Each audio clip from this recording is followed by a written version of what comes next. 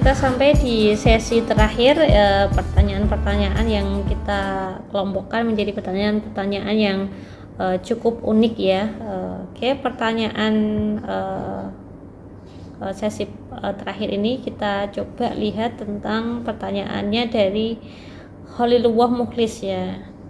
Dia bertanya, ada dua pertanyaan besar, yaitu yang pertama tentang apa sih yang dinamakan dengan lapisan vegetasi penutup ya. Kemudian yang kedua, apakah ada cara atau upaya untuk mencegah terjadinya rill erosion atau erosi alur? Baik, ini pertanyaan yang pertama, apakah lapisan vegetasi penutup ya, dan apa perannya pada proses erosi air. Kemudian adakah cara untuk mencegah terjadinya rill erosion ya. Jadi ini pada prinsipnya ada dua pertanyaan. Nah, yang pertama, apa yang dimaksud dengan vegetasi penutup ya? Coba perhatikan bagan yang saya buat ini ya. Ini yang pertama, ini adalah lereng yang ditutup oleh yang permukaannya ditutup oleh katakanlah pepohonan di sini ya, atau tanaman tahunan ya. Nah, saudara lihat ya. Kemudian yang kedua, di sini lereng yang sama itu ditutup oleh katakanlah tanaman semusim ya, tertentu gitu ya, atau rumput ya. Sama-sama ini menutup permukaan tanah ya. Kemudian yang keadaan C, ini lereng ini gundul ya. Nah, saudara perhatikan, yang dimaksud dengan vegetasi penutup itu adalah dua contoh ini. Jadi vegetasi yang melindungi permukaan tanah dari pukulan langsung air hujan ya. Kenapa dia disebut vegetasi penutup? Karena sifatnya adalah menutup permukaan tanah terhadap, nah, penutup tanah ya, kalau dua gambar ini keadaan A dan B, terhadap terpaan atau pukulan langsung air hujan ya. Jadi baik deretan pepohonan maupun rumput-rumputan atau tanaman semusim yang melapisi permukaan tanah itu disebut sebagai vegetasi penutup ya. Kadang ada yang menyebut dengan cover crops ya, itu hanya perbedaan istilah saja.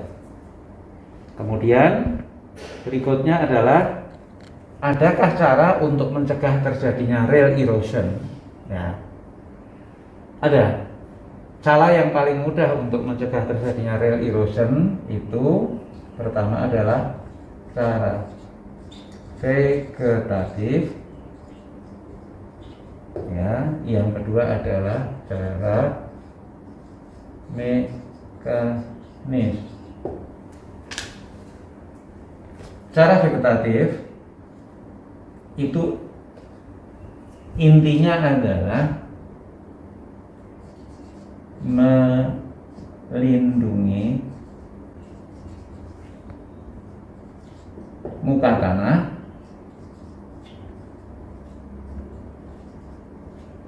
terhadap ya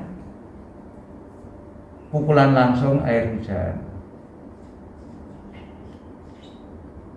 pukulan atau hempasan air hujan dan runoff atau limpasan. Nah, jadi prinsipnya kita tahu tahap pertama dari proses erosi itu adalah splash erosion atau erosi persik ya. Nah, untuk menghindari itu, tutup lapisan tanah itu dengan vegetasi penutup ya. Dengan demikian maka tenaga perusaknya dia akan terhambat, tidak sampai langsung ke permukaan tanah. Kemudian kalau cara mekanis itu prinsip kerjanya adalah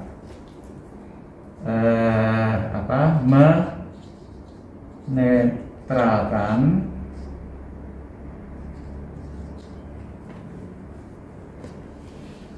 eh, tenaga perusak akibat atau menetralkan tenaga perusak dari limpasan. Jadi, nah, tenaga merusak dari limpasan itu seperti apa? Misalnya, kalau ini kita buat gundukan, ya. Pada saat terjadi air mengalir dari atas, runoff atau limpasan, apabila ini kita beri gundukan, maka air itu akan tertahan, ya. Sehingga dengan demikian maka tenaga merusaknya itu akan berkurang karena kecepatan alirannya nanti pada saat dia ada hambatan, ya, berupa gundukan, maka dia praktis akan sama dengan nol, sehingga dampak kerusakan yang ditimbulkan juga. Oke, pertanyaan berikutnya ya, ini mungkin saya koreksi ya. Di sini tertulis transpirasi ya. Mungkin yang lebih tepatnya adalah evaporasi ya. Karena kalau transpirasi itu hubungannya dengan sistem fisiologis dari tanaman ya. Jadi penguapannya itu dari hasil fisiologi tanaman tersebut ya. Kalau evaporasi itu dari peristiwa fisika dari sungai atau mungkin kubangan dan lain sebagainya. Itu ya, saya bacakan.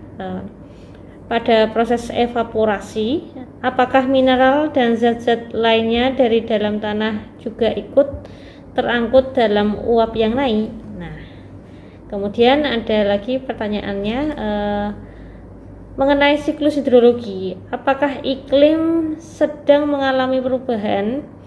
Apakah ada pengaruh? Oh, mungkin begini ya, iklim yang mengalami perubahan itu berpengaruh atau berdampak terhadap siklus hidrologi. Terima kasih sebelumnya. Oke. Coba kita dengar. Oke, baik. Ada pertanyaan, pada saat terjadi proses transpirasi, mungkin yang dimaksud evaporasi ya, apakah zat yang terlarut ya juga ikut menguap? Jawabannya bisa jadi, bisa juga tidak, ya. Tapi itu tergantung lah. Sekarang perlu kita lihat apa sih sebenarnya. Mungkin yang saudara maksud lebih pada evaporasi. Kalau transpirasi seperti tadi disampaikan pengantar oleh Bu Nova, itu adalah proses fisiologis yang terjadi pada tumbuhan, ya. Umumnya pada saat proses fisiologis ya seperti mungkin makhluk hidup yang lain, kita manusia berkeringat dan sebagainya ya, itu dalam batas-batas tertentu memang ada yang bahan yang terlarut ya. Contohnya, maaf ini kalau saudara rasakan keringat saudara dikecap ya, itu ada rasa asin ya, berarti di situ ada garam yang terlarut. Tapi secara umum ya, yang terjadi pada proses fisiologis pada tanaman ya, penguapan air seperti itu umumnya tidak demikian ya. Kalau toh ada, kadarnya sangat kecil. Nah, yang banyak itu adalah proses penguapan atau proses fisika yang terjadi pada permukaan tubuh tanaman atau permukaan tanah, tapi karena perbedaan temperatur yang terjadi ya. Jadi karena ada perbedaan kalor maka terjadi penguapan. Nah, pada saat proses yang ini memang lebih dimungkinkan itu terjadi, beberapa bahan-bahan itu ikut menguap, tapi itu pun juga sebenarnya tidak terlalu besar. Jadi jelas jawabannya ada tapi tidak terlalu besar. Oke. Apabila terjadi perubahan iklim, apakah ada dampak terhadap siklus hidrologi atau daur hidrologi ya, perubahan iklim itu, dan apa yang terjadi ya pada daur hidrologi. Nah, secara prinsip memang perubahan iklim itu juga berdampak pada daur hidrologi. Tapi sebagaimana saudara pahami, karena ini adalah daur atau siklus, maka rangkaiannya yang terjadi itu tetap prosesnya sama, hanya proporsi atau sifat atau komposisi dari bagian-bagian dari siklus hidrologinya itu mungkin yang berbeda. Nah, ini yang perlu saudara ketahui ya. Intinya, contoh yang mudah, isu global ya yang ditakutkan, yang ditengarai sekarang sudah semakin meningkat, itu adalah bahwa jumlah salju alami itu relatif berkurang ya, dalam skala dunia atau global. Dengan kata lain, maka permukaan laut semakin luas ya. Kemudian apa dampaknya? Intrusi atau masuknya air laut ke daratan itu juga semakin serius ya. Nah, proses intrusi air laut ke dalam daratan yang lebih serius ini berpengaruh terhadap ketersediaan air yang layak untuk digunakan, khususnya air tawar bagi manusia dan makhluk hidup yang lain. Oke, beralih ke pertanyaan selanjutnya tentang intensitas presipitasi yang terjadi di daerah hulu lebih besar dan menyebabkan erosi. Apakah akan mempengaruhi struktur lapisan tanah dan unsur hara di daerah hilir sebagai daerah sedimentasi? Nah, kemudian bisa dilanjutkan ke pertanyaan yang kedua, yaitu tentang pemanasan global ya yang semakin meningkat di bumi ya. Akankah hal tersebut ya menjadi faktor memicu krisis air bersih, atau bila memang seperti itu bagaimana cara untuk mengatasinya? Dan ini sekalian kita langsung masuk ke pertanyaan yang ketiga karena berhubungan erat ya. Jadi ketika terjadi proses evaporasi ya, air akan menguap ke atmosfer, kemudian menjadi awan, lalu turun menjadi air hujan. Namun apabila tercampur dengan limbah kimia ataupun zat-zat lainnya, apakah berpengaruh terhadap kualitas air hujan yang turun? Coba ini pertanyaan yang cukup sulit ya. 3 pertanyaan kita jadikan satu karena berhubungan. Oke, seperti apa jawaban Pak Z? Silakan. Pentingnya ini, apakah cemaran atau polutan bahan-bahan kimia yang ikut menguap saat terjadi, apakah ada cemaran atau polutan yang bahan kimia yang juga ikut menguap saat terjadi evaporasi? Ada, tapi sedikit sebenarnya. Yang lebih berkontribusi itu adalah justru dari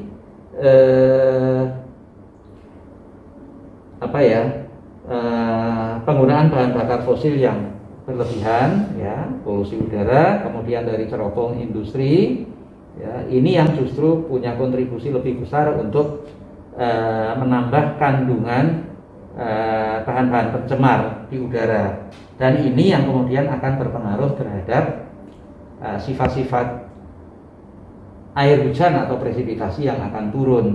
Makanya saudara mungkin juga pernah mendengar istilah yang namanya hujan asam ya. Hujan asam itu bukan buah asam dijatuhkan dari pesawat ya dalam jumlah banyak, bukan ya seperti itu. Tapi hujan asam itu adalah hujan yang terjadi yang airnya kemudian setelah diukur pH-nya itu dia lebih rendah dari 7, bahkan biasanya tidak lebih rendah dari 7 tapi lebih rendah dari 6,5. Nah, kalau terjadi seperti ini, maka air hujan yang ada di tempat kita tidak lagi netral, ya, dan itu dampaknya tidak hanya bagi manusia, tapi juga bagi tumbuh-tumbuhan dan hewan. Terima kasih. Oke, di sesi terakhir ini ada 2 pertanyaan yang cukup bagus ya. Ya, ini yang pertama yaitu tentang mekanisme yang terjadi oleh yang dipaparkan oleh Schwab tahun 99 itu mengidentifikasikan menjadi 3 tahap erosi, yaitu yang pertama adalah detachment, yang kedua adalah transportation, dan yang ketiga adalah sedimentasi. Mohon dijelaskan tentang tahap-tahap tersebut. Nah, untuk pertanyaan yang berikutnya, apa yang dimaksud tentang infiltrasi dan perkolasi? Bagaimana proses tahapannya? Ini tadi sempat disinggung sedikit oleh Pak Z tentang perkolasi ya. Namun tidak apa, kita coba diskusikan lebih dalam lagi bersama Pak Z. Monggo Pak Z, silakan. Oke, baik. Saya akan bicara tentang tahap-tahap erosi yang disampaikan oleh Schwab ya tahun 1990. Ya, sebenarnya sama saja apa yang dikatakan oleh pendahulunya ya, Bennett ya. Hanya perbedaannya itu pengelompokannya. Secara prinsip ya, erosi tanah itu terbagi atas 3 tahap sesuai dengan proses yang terjadi. Proses yang terjadi pertama adalah pelepasan atau pemecahan bongkah-bongkah tanah menjadi partikel-partikel yang lebih kecil. Makanya ini saya tulis soil particles detachment atau pelepasan partikel-partikel tanah dari bentuk bongkah menjadi partikel yang berukuran lebih kecil. Ya, ini terjadi pada saat awal proses erosi, yaitu erosi percik. Ya, ada hujan, kemudian mengenai permukaan tanah yang tidak tertutup dengan baik oleh vegetasi penutup, ya, maka tenaga potensial yang dimiliki oleh pukulan air hujan itu akan memecah bongkah-bongkah tanah menjadi partikel-partikel tanah yang kecil. Maka dia disebut soil detachment atau pemecahan atau pelepasan partikel-partikel tanah. Tahap yang berikutnya adalah transportasi atau pengangkutan atau transportation ya. Nah, sebagaimana dijelaskan, apabila hujan terus turun ya dan terjadi genangan air, maka sesuai dengan prinsip gravitasi, air itu akan cenderung untuk mengalir ke tempat yang lebih rendah ya. Nah, kalau terjadi genangan air dan hujan masih terus berlangsung, maka air akan cenderung mengalir ke tempat yang lebih rendah atau ke arah hilir, dan pada saat dia bergerak, dia akan mengangkut partikel-partikel yang hasil pemecahan dari erosi percik ya. Jadi ini adalah tahap kedua. Nah, setelah partikel-partikel itu terbawa oleh aliran air atau runoff atau limpasan ya, dalam gerakannya dari hulu ke hilir, nanti satu saat ya tenaga pengangkutannya akan berhenti, akan hilang atau habis ya. Maka pada saat itu bahan-bahan yang terendap atau yang terangkut ya, baik itu partikel-partikel tanah maupun yang lain, akan tersedimentasi atau tertambat ya di tempat di mana aliran itu kemudian berhenti atau terhalang untuk bergerak lebih jauh. Nah, proses itu yang disebut dengan sedimentation atau sedimentasi atau penambatan dari partikel-partikel tanah. Begitu.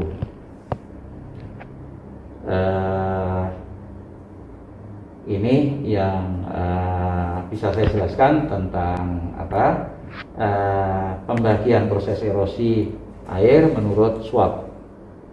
Nah, kemudian yang berikutnya, apa yang dimaksud dengan proses infiltrasi dan apa yang dimaksud dengan proses perkolasi. Infiltrasi itu sesuai dengan makna harfiah katanya ya, itu adalah to infiltrate. To infiltrate itu ya gerakan suatu massa atau suatu benda memasuki benda lain. Ya, kalau bahasa Jawa itu blusuk begitu, ya, itu. Nah, yang dimaksud infiltrasi di sini adalah masuknya air hujan ke lapisan tanah atas atau top soil, ya, sehingga dia kemudian akan menambah kandungan air atau lengas pada lapisan tanah atas atau topsoil tersebut, ya. Ini namanya infiltrasi. Kalau hujan itu terus berlangsung, ya, maka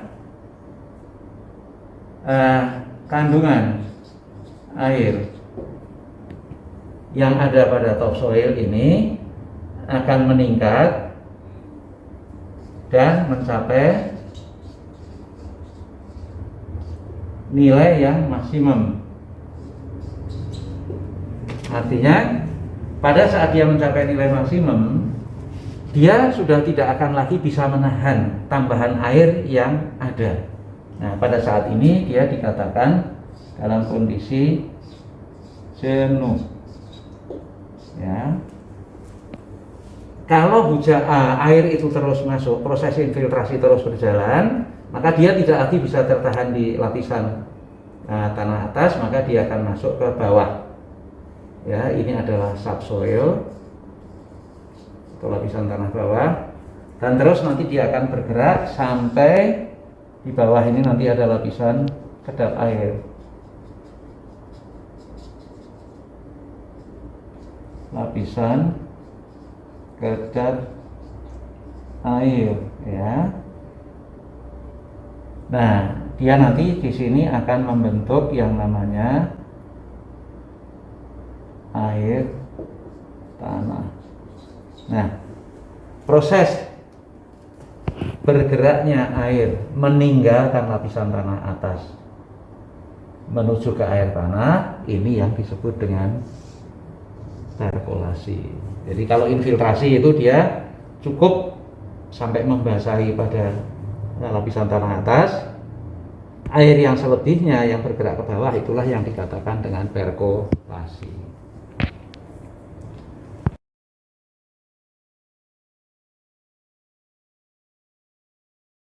Ya, kita sudah sampai di penghujung video kita kali ini. Banyak hal yang kita ketahui dari tadi diskusi dan pertanyaan yang sudah ada di minggu lalu dan kami berikan feedback pada pertemuan kali ini. Oke adik-adik, sekian dulu dari kami. Bila ada kata-kata yang kurang berkenan, kami mohon maaf. Jangan lupa subscribe dan like video ini.